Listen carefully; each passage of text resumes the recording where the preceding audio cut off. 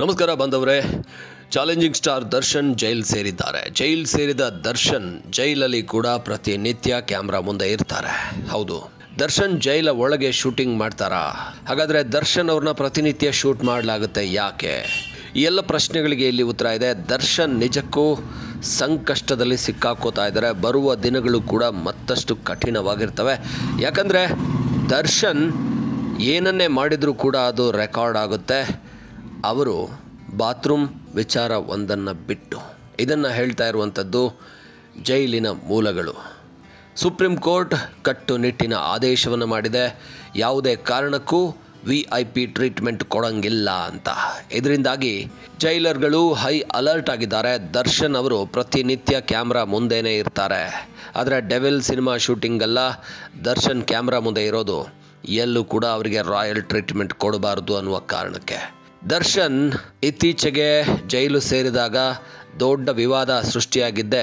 ಜೈಲಲ್ಲಿ ಅವರಿಗೆ VIP treatment ಕೊಡ್ತಾ ಇದ್ರು. ಕೈಯಲ್ಲಿ ಸಿಗರೇಟ್ ಇತ್ತು, ಟೀ ಕುಡಿತಾ ಇದ್ರು, ಒಬ್ಬ ರೌಡಿ ಜೊತೆ ಚೇರಲ್ಲಿ ಕೂತ್ಕೊಂಡಿದ್ರು ಅಂತ ಫೋಟೋ ವೈರಲ್ ಆದ ನಂತರ ಮತ್ತಷ್ಟು ಖಡಕ್ ನಿಯಮಗಳನ್ನು ಜಾರಿ ಮಾಡಲಾಗಿದೆ. ಯಾವ ಕಾರಣಕ್ಕೂ ದರ್ಶನ್ಗೆ VIP ಟ್ರೀಟ್ಮೆಂಟ್ ಕೊಡೋ ಹಂಗಿಲ್ಲ.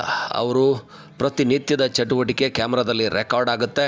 ಯಾರಾದರೂ ಜೈಲು ಒಳಗಿನ ದರ್ಶನ್ ಅವರ ಪ್ರತಿದಿನದ ಚಟುವಟಿಕೆಯನ್ನು ತಿಳ್ಕೊಳ್ಳೋಕೆ ಬಯಸಿದರೆ, ಅಂದರೆ ಅದು RTI ಅರ್ಜಿ ಮೂಲಕ ಆಗಿರ್ಬೋದು, ಇಲ್ಲಾಂದರೆ ದರ್ಶನ್ ಅವರು ಹೇಗಿದ್ದಾರೆ, ನಿಜಕ್ಕೂ ಅವರಿಗೆ ಎಲ್ಲ ಕೈದಿಗಳ ರೀತಿಯಲ್ಲೇ ಸಹಜವಾದಂಥ ವ್ಯವಸ್ಥೆ ಇದೆಯಾ ಅನ್ನೋದನ್ನು ತಿಳ್ಕೊಬೇಕು ಅನಿಸಿದರೆ ಅದರ ದಾಖಲೆಯನ್ನು ಕೊಡಬೇಕಾಗಿ ಬಂದರೆ ಆಗ ಈ ದಾಖಲೆ ಇರಬೇಕು ಅನ್ನೋ ಕಾರಣಕ್ಕೆ ಪ್ರತಿನಿತ್ಯ ವಿಡಿಯೋ ರೆಕಾರ್ಡಿಂಗ್ ಮಾಡ್ತಾರೆ. ದರ್ಶನ್ ಮೇಲೊಂದು ಕಣ್ಣಿಟ್ಟಿರಲಾಗಿರುತ್ತೆ ಅನ್ನುವಂಥ ವಿಚಾರ ಈಗ ಜೈಲಿನ ಮೂಲಗಳಿಂದ ಹೊರಬರ್ತಾ ಇರುವಂಥದ್ದು.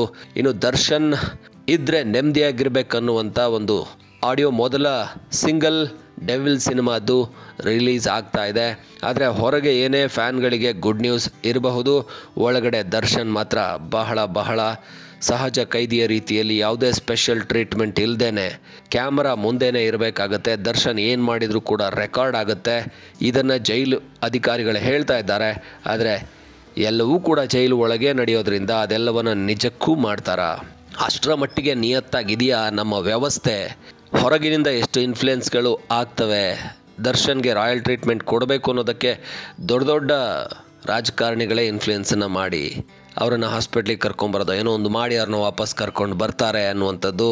ಆದರೆ ದರ್ಶನ್ಗೆ ಇನ್ನು ಮುಂದೆ ಹೀಗೆ ಯಾವುದೇ ರೀತಿಯ VIP ಟ್ರೀಟ್ಮೆಂಟ್ ಕೊಡಲ್ಲ ಅಂತ ಜೈಲು ಹೇಳ್ತಾ ಇದೆ. ಇದನ್ನೇ ನಂಬೋದಾದರೆ ಖಂಡಿತ ದರ್ಶನ್ ಜೈಲಿನ ಒಳಗೆ ಬಹಳ ಕಷ್ಟಪಡಬೇಕಾಗುತ್ತೆ.